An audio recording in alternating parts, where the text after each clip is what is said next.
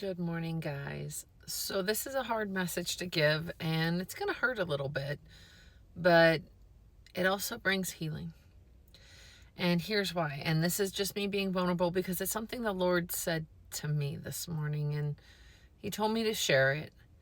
But there is something. I talked about the shedding season on my live on Monday, and I'm trying to upload it to YouTube, but it's not wanting to let me for some reason, which we all know what reason, because it was a meaningful live. There were a lot of things that came out of that live for a lot of people. Um, but a lot of you are going through a shedding season right now. And what that is you're in a season of letting go, of having things peeled off of you.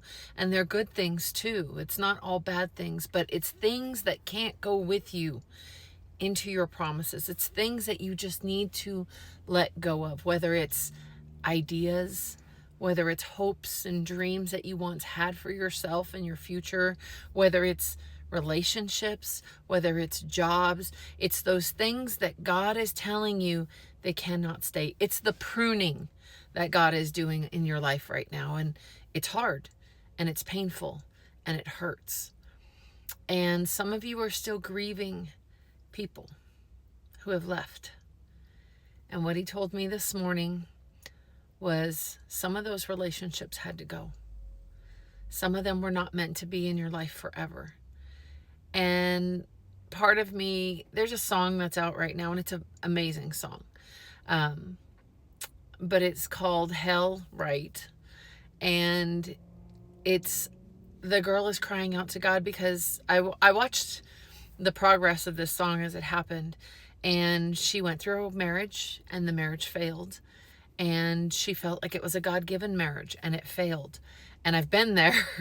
I've been there as well, and I've been going through that as well, and wondering, then why did you let it happen? If it wasn't supposed to be, if it wasn't going to last, why did you let it happen? And he said, because it served its purpose. Because there was a purpose that he had in that marriage and in the failure of that marriage. And that there is a time and a place for everything. Ecclesiastes 3 tells us this. There is a time and a place for all things in God's kingdom. And sometimes those things that we choose, that he allows to happen in our lives, that he knows are going to hurt when they're removed at the right time, he allows them because they do still serve a purpose. My marriage was not good. It was not good for me. And it hurt when it fell apart, but it served a purpose. I have my children from it. I could not be the woman I am now, serving God the way I do now, had it not happened the way and the painful way that it did happen. Had my ex-husband not done the things that he did, or the things that he did not do in my life, it would not have turned me into who I am now. And my choices that I made with God before and after turned me into the woman that I am now. And they wouldn't have happened any other way.